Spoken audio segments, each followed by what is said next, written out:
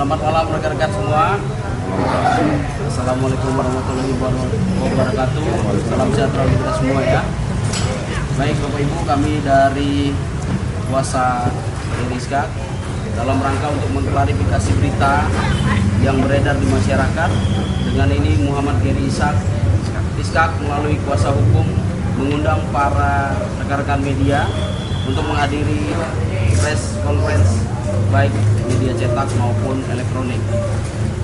Dengan adanya berita yang telah beredar pada masyarakat selama ini mengenai penangkapan saudara Muhammad Geri Iskak alias Geri Iskak di daerah Pasir Putih, Bandung pada tanggal 23 Mei 2022 sekira pukul 18.30 oleh tim kepolisian Polda Jawa Barat bersama-sama dengan 4 orang lainnya yang dinyatakan positif sabu sesuai hasil pemeriksaan kepolisian Polda Jawa Barat dan telah melakukan tes urin di Rumah Sakit Bayangkara Sartika Asih.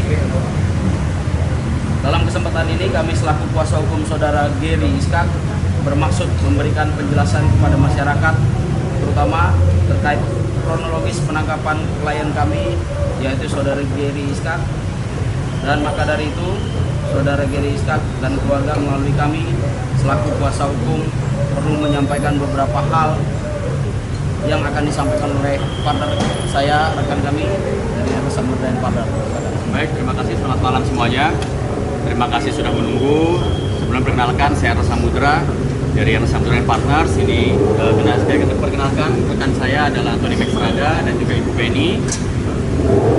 Saya di sini selaku kuasa hukum dari Geri Iskak perlu menyampaikan beberapa hal terkait kronologis tentang penangkapan yang terjadi di Bandung pada waktu lalu.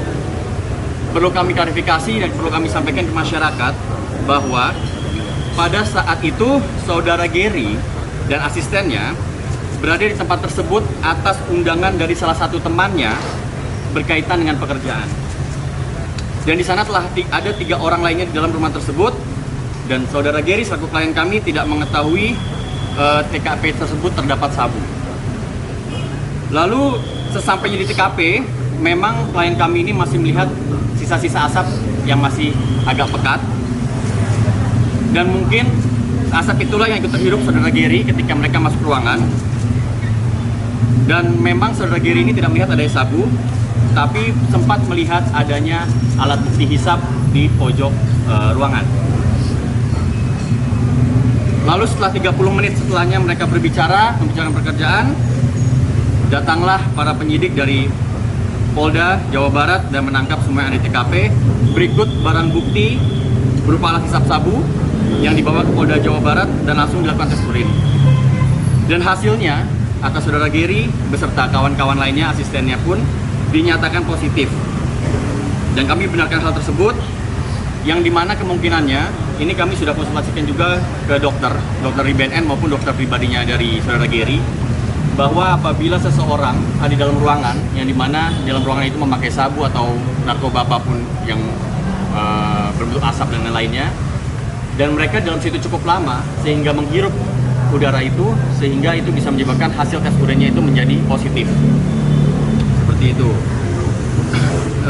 Karena memang klien kami saudara Geri ini sudah tidak lagi menggunakan narkoba, tidak pernah menggunakan narkoba, dan dilihat juga dari faktor kesehatannya yang masih aktif mengkonsumsi obat khusus untuk penyakitnya di bawah pengawasan dokter spesialis penyakit dalam. Dan atas hal tersebut klien kami itu dikenakan pasal 127 ayat 1 huruf A Undang-Undang RI 35 tahun 2009 tentang narkotika, di mana menggunakan narkoba untuk diri sendiri dengan cara melawan hukum, dan terkait asesmennya itu terkait pasal 56 Undang-Undang Narkotika, tersangka yang dapatkan kurang barang bukti daripada 1 gram, maka dilakukan asesmen sehingga petugas melakukan koordinasi dengan BNNP untuk dilakukan asesmen tersebut. Bahwa setelah penangkapan pada pukul 18.30, pada pukul 20.00 waktu Indonesia Barat, saudara Geri mengalami penurunan kondisi kesehatan, di mana trombositnya menurun, kakinya bengkak, badan lemas, dan sempat demam.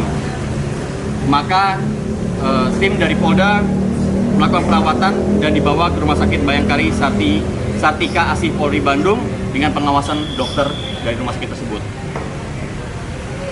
Lalu setelah dilakukan pemeriksaan dan perawatan oleh pihak rumah sakit, terkait kondisi kesehatan Saudara Giri juga dilakukan asesmen terpadu dari dokter di BNN.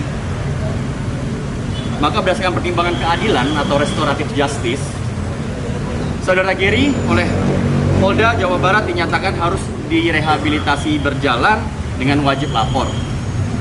Maka pada tanggal 27 Mei 2022, Saudara Giri telah dibebaskan dari tahanan Polda Jawa Barat untuk dilanjutkan rehabilitasi ke BNN Provinsi Jawa Barat karena Saudara Giri ini berdomisili di Tangerang Selatan. Untuk rehabilitasinya kami minta rekomendasi untuk ke BNN Provinsi Tangerang Selatan, sehingga seterusnya dia bisa mendapatkan informasi lebih lanjut, edukasi tentang narkoba, pemeriksaan kesehatan, konseling, serta perawatan psikologi. Dan di sini kami selaku kuasa hukum dan pihak keluarga mengucapkan banyak terima kasih kepada Direktorat Reserse Narkoba Polda Jawa Barat, lalu Kejaksaan Tinggi Jawa Barat, juga BNN Provinsi Jawa Barat yang telah memberikan pelayanannya yang terbaik, mengayomi, dan juga koordinasi yang sangat bagus. Sehingga hari ini seperti yang kita lihat, Saudara Giri bisa berkumpul bersama kita di sini dan berkumpul dengan bersama keluarga. Jadi memang yang kita garis bawahi di sini adalah Saudara Giri bukan berkumpul bersama dan menggunakan narkoba, tapi beliau diundang ke rumah salah satu rekannya untuk bicara pekerjaan tanpa tahu mereka menggunakan narkoba. Jadi seperti itu.